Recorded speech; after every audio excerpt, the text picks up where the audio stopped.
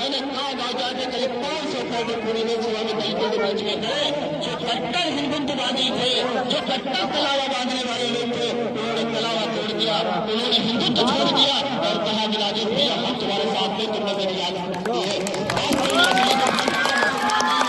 तो मैं आपको बताना चाहता हूँ कि आज दलित समाज पूरा हमारे साथ में है, अगर आप लोग सपोर्ट कर देंगे।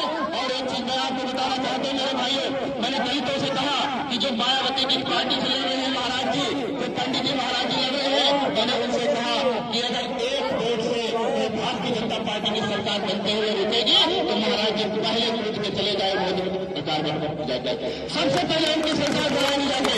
आपको और एक बात बता दें कि अगर यहाँ के जो समाजवादी पार्टी के मुखिया लड़ रहे हैं, ठाकुर समाज के व्यक्ति लड़ रहे हैं, ये बड़े ठाकुर को देखेंगे कि कभी एक वोट से अगर मोदी जी की सरकार बनते हुए रुकेगी तो ये पहले जाके बनाएंगे।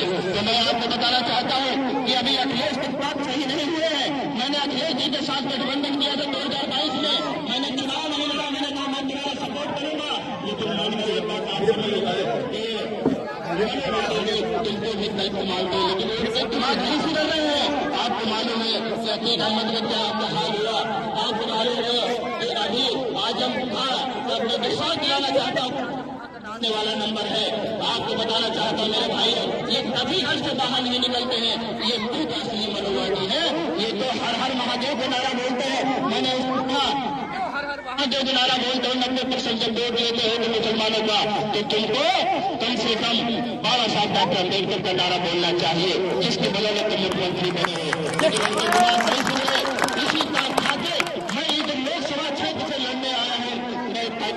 मैं आपको बताना चाहता हूँ, मैं तो रात दिन सेवा में लगा रहता हूँ और मुझे तो लोग यहाँ तक कि मुसलमानों की मदद करते हैं तो बहुत अच्छे कराते हैं, यहाँ तक कि मुझे मतदान किया गया। लेकिन मैं आपको मेरे भाइयों बताना चाहता हूँ कि जिस दिन आपका भाई आपका बेटा लोकसभा तक पहुंच जाएगा, उस दिन किसी की औकात नहीं होगी कहीं को मुसलमान को देखेगी।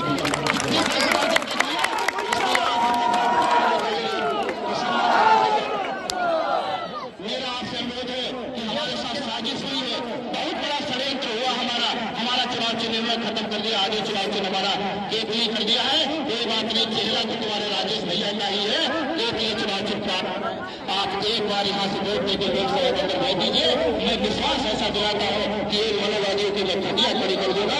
किसी की औकात नहीं होगी कि कोई फर्जी को पसीने बंद कर दे, किसी की औकात नहीं होगी कि कोई मुसलमान के ऊपर कोई हस्ताक्षेप कर दे, किसी की औकात नहीं होगी कि किसी दलित की कोई पूछे मोड़ दे।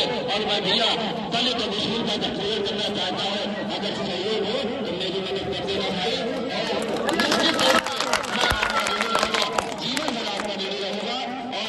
मनवादियों के सामने मैं सामान्य रूप से चुनाव लड़ रहा हूँ, इनके सामने मुझे झुकने मत देना।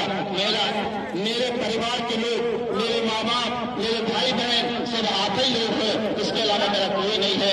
और मैं बताना चाहता हूँ मेरे भाइयों कि मैंने कसम खाई है कि मैं पूरी जिंदगी अपने गाँव सिसोरा नासिर में रहूंगा और वही दफन होगा। और हमने ये भी कह दिया है कि जब मैं मरूँ तक हमारे गाँव के लोग हमारे जनाजे में जाएंगे, मुझे किसी की जरूरत नहीं है। मेरे भाइयों, मैं आपसे बताना चाहता हूँ कि एक बार अपने भाई को आप मदद करके देख लो।